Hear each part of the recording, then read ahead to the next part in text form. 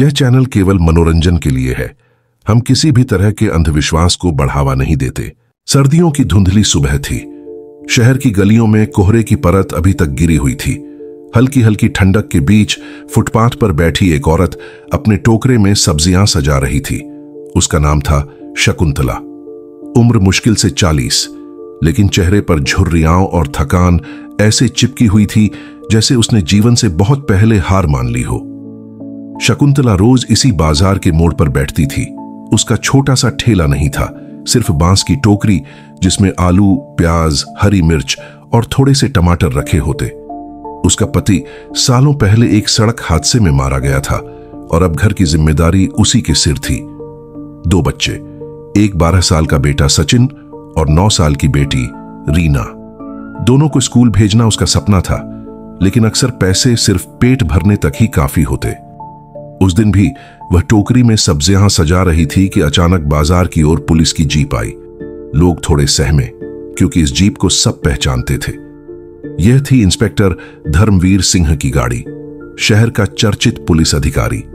धर्मवीर का नाम सुनते ही छोटे दुकानदार और ठेले वाले सहम जाते। उसका रुतबा ही ऐसा था। सख्त चेहरा, घनी मूंछें और आंखों में डरावनी चमक। लोग कहते थे कि उसने कई बड़े अपराधियों का एनकाउंटर किया है, लेकिन उतना ही नाम उसकी बेईमानी और जुल्म के लिए भी था। जीप रुकी और इंस्पेक्टर गुस्से में उतरा। सीधा शकुंतला की ओर बढ़ा। ये क्या है?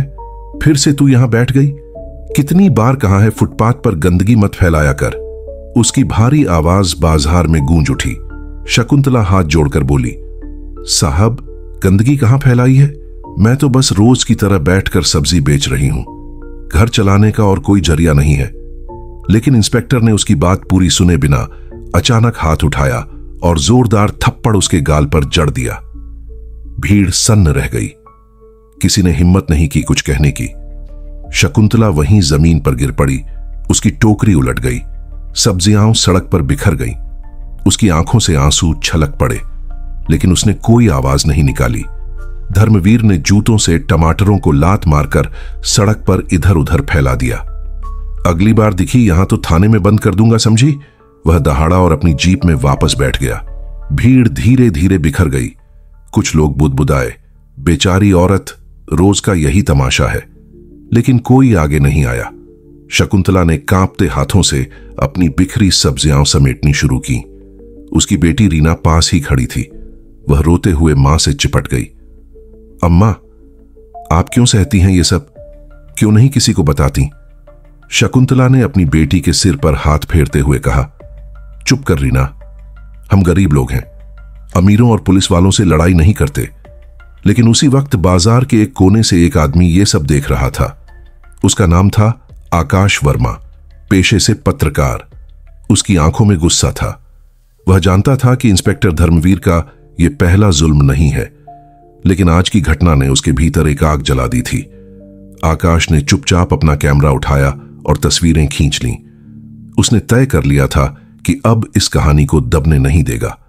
लेकिन आकाश ये नहीं जानता था कि धर्मवीर सिर्फ एक भ्रष्ट इंस्पेक्टर नहीं, बल्कि एक बहुत बड़े क्राइम नेटवर्क का हिस्सा है। और उसकी यह हरकत किसी गुस्से की वजह से नहीं थी, बल्कि शकुंतला के पास एक ऐसा राज था जिसे अगर वह दुनिया के सामने ले आती तो पूरा तंत्र हिल सकता था। दूसरा भाग उस रात बाजार बंद हो चुका था। सड़कें सूनी थीं।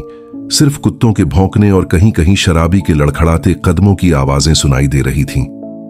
शकुंतला अपने बच्चों के साथ झोपड़ी नुमा घर पहुंची। घर कहने को घर था, लेकिन असल में टूटी हुई दीवारें और टीन की छत। रीना बार बार पूछ रही थी, अम्मा, इंस्पेक्टर ने आपको क्यों मारा? हमने तो कुछ किया भी नहीं। शकुंतला चुप रही। उसके चेहरे पर डर और उदासी साफ दिख रही थी। सच तो यह था कि उसे अच्छी तरह पता था धर्मवीर का गुस्सा किस वजह से था, लेकिन वह चाहकर भी अपने बच्चों को नहीं बता सकती थी, क्योंकि उसके पास एक ऐसा राज था जो सिर्फ उसके और भगवान के बीच होना चाहिए था। दूसरी तरफ उसी रात पत्रकार आकाश वर्मा अपने ऑफिस में बैठा था। उसने दिन में खींची गई तस्वीरें कंप्यूटर पर खोली। एक गरीब औरत का गिरा हुआ चेहरा, बिखरी सब्जियां और उसके ऊपर खड़ा मुस्कुराता हुआ इंस्पेक्टर धर्मवीर। ये तस्वीरें किसी अखबार की हेडलाइन बन सकती थीं, लेकिन आकाश जानता था धर्मवीर जैसे इंस्पेक्टर के खिलाफ खबर छापना आसान नहीं है। उसकी पकड़ सिर्फ थाने तक नहीं थी, बल्कि राजनीति और अपराध की अंडरवर्ल्ड दुनिया तक फैली हुई थी। आकाश ने सोचा, अगर मैं ये खबर सीधे छाप दूं तो शकुंतला और उसके बच्चों की जान पर बन सकती है। मुझे पहले असलियत तक पहुंचना होगा। अगले दिन सुबह आकाश ने चुपचाप शकुंतला के ठेले के पास जाकर उससे बात की। बहन जी, कल जो हुआ मैंने देखा। आपको डरने की जरूरत नहीं। अगर आप चाहें तो मैं आपकी मदद कर सकता हूं। शकुंतला ने तुरंत घबराकर चारों ओर देखा। साहब, आपसे विनती है, इस मामले में मत पड़िए। धर्मवीर बहुत खतरनाक आदमी है। उसकी नजर आप पर पड़ गई तो बर्बाद कर देगा। आकाश ने धीरे से कहा, मैं जानता हूं, लेकिन बात सिर्फ आपके साथ हुए जुल्म की नहीं है। मुझे लगता है धर्मवीर आपको चुप कराने की कोशिश कर रहा है। आपके पास कुछ ऐसा राज है जिसे वो दुनिया से छुपाना चाहता है ना? शकुंतला के हाथ कांप गए। उसकी आंखों में डर की परछाई और गालों पर आंसुओं की नमी उभर आई। उसने आकाश की तरफ देखा, जैसे दिल में बहुत कुछ कहना चाह रही हो, लेकिन जुबान पर ताला लगा हो। कुछ पल चुप रहने के बाद उसने धीमी आवाज में कहा, साहब, मैंने कुछ ऐसा देख लिया था जो मुझे नहीं देखना चाहिए था। आकाश चौकन्ना हो गया। क्या देखा था तुमने? शकुंतला का गला सूख गया। उसने चारों ओर देखा कि कहीं कोई सुन तो नहीं रहा। फिर बोली, 3 हफ्ते पहले की बात है। आधी रात को मैं अपनी बेटी के साथ अस्पताल से लौट रही थी। रीना बीमार थी, तेज बुखार। मैं उसे सरकारी अस्पताल लेकर गई थी। वापस लौटते वक्त हमने थाने के पीछे वाली गली में कुछ देखा। क्या देखा? आकाश ने धीरे से पूछा। शकुंतला की आवाज कांपने लगी। धर्मवीर और उसके साथ कुछ लोग। उन्होंने एक आदमी को जीप से उतारा और बेरहमी से मार मार कर वहीं खत्म कर दिया। उसके बाद उसके शव को बोरे में डालकर कहीं ले गए। उस वक्त मैंने सिर्फ इतना देखा कि वो आदमी बार बार मुझे छोड़ दो, मैं सच बाहर नहीं आने दूंगा कह रहा था। आकाश का दिल जोर जोर से धड़कने लगा। यह कोई छोटा मामला नहीं था। यह तो कस्टोडियल मर्डर और शायद किसी बड़े पॉलिटिकल क्रिमिनल रैकेट से जुड़ा सच था। शकुंतला ने आंसू पोंछते हुए कहा, मैंने उस रात किसी से कुछ नहीं कहा, लेकिन धर्मवीर ने मुझे देख लिया था। तब से वो बार बार मुझे धमकाता है और कल तो सबके सामने थप्पड़ भी मारा ताकि मैं डर जाऊं और चुप रहूं। आकाश के भीतर आग भड़क गई। नहीं, अब ये चुप नहीं रहेगा। ये सिर्फ तुम्हारा नहीं, पूरे समाज का मामला है। इंस्पेक्टर को सजा मिलनी चाहिए। लेकिन उसी वक्त बाजार के कोने में एक आदमी खड़ा सब देख रहा था। वह था धर्मवीर का खास आदमी रशीद, जो हर उस इंसान पर नजर रखता था जो इंस्पेक्टर के खिलाफ जाता। रशीद ने फोन निकाला और धर्मवीर को मैसेज भेजा, साहब, वो औरत किसी से बातें कर रही है, एक पत्रकार के साथ। तीसरा भाग रात का समय था। बाजार बंद हो चुका था, मगर धर्मवीर सिंह का बंगला जगमगा रहा था। ऊंची दीवारें, गेट पर गार्ड और अंदर से आती ठहाकों की आवाजें बता रही थीं कि अंदर कोई खास महफिल सजी हुई है। ड्राइंग रूम में धर्मवीर अपने कुछ साथियों के साथ बैठा था। इनमें से 2 लोग साफ साफ पहचान में आते थे। एक था रवि ठाकुर, शहर का बड़ा बिल्डर जिसके नाम पर कई गैर कानूनी प्रोजेक्ट्स चलते थे। दूसरा था विक्रम बिसेन, एक लोकल नेता जिसके चुनाव प्रचार की गंदी कमाई धर्मवीर ही संभालता था। तीनों शराब पीते हुए हंस रहे थे, लेकिन हंसी के पीछे एक खतरनाक प्लान चल रहा था। रवि बोला, धर्मवीर भाई, वो औरत अभी तक जिंदा क्यों है? तुम जानते हो, उसने अगर कहीं मुंह खोल दिया तो हमारा खेल खत्म। धर्मवीर ने गिलास मेज पर रखा और मुस्कुराया। चिंता मत कर, वो औरत इतनी कमजोर है कि सामने से कुछ नहीं करेगी। लेकिन अब दिक्कत एक और है।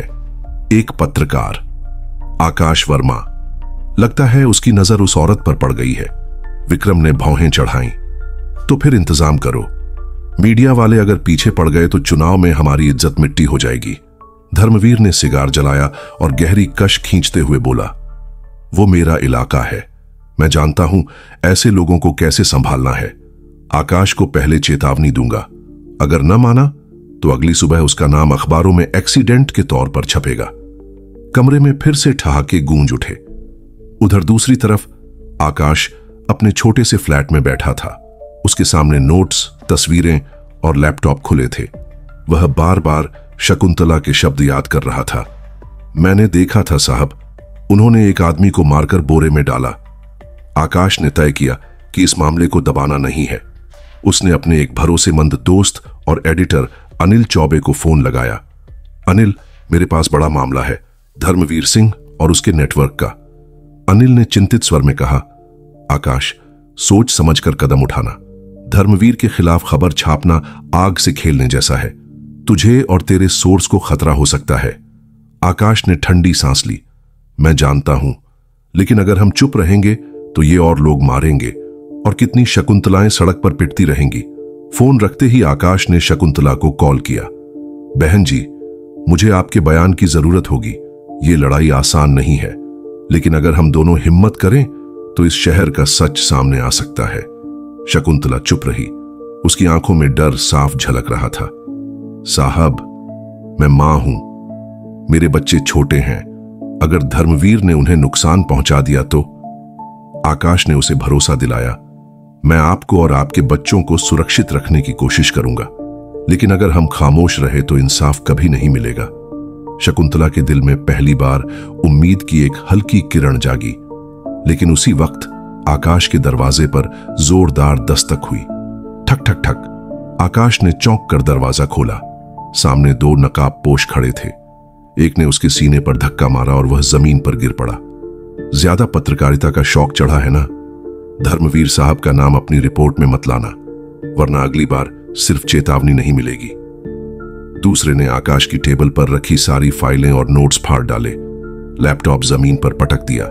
जाते जाते उनमें से एक झुककर बोला, शकुंतला से भी कहना चुप रहे, नहीं तो उसके बच्चों का चेहरा देखना मुश्किल हो जाएगा। दरवाजा जोर से बंद हुआ और दोनों भाग गए। आकाश जमीन पर बैठा था। होंठ से खून बह रहा था, लेकिन उसकी आंखों में डर नहीं था, सिर्फ गुस्सा। उसने धीरे से बुदबुदाया, अब यह सिर्फ खबर नहीं, मेरी लड़ाई है। इसी बीच शकुंतला के घर के पास भी एक परछाई मंडरा रही थी। रशीद ने दूर से झोपड़ी पर नजर रखी। उसने फोन मिलाया। साहब, इंतजाम हो गया है। औरत और उसके बच्चे मेरी नजर में हैं। धर्मवीर ने फोन पर ठंडी हंसी हंसते हुए कहा, ठीक है, अब वक्त आ गया है कि उस औरत को हमेशा के लिए चुप करा दिया जाए।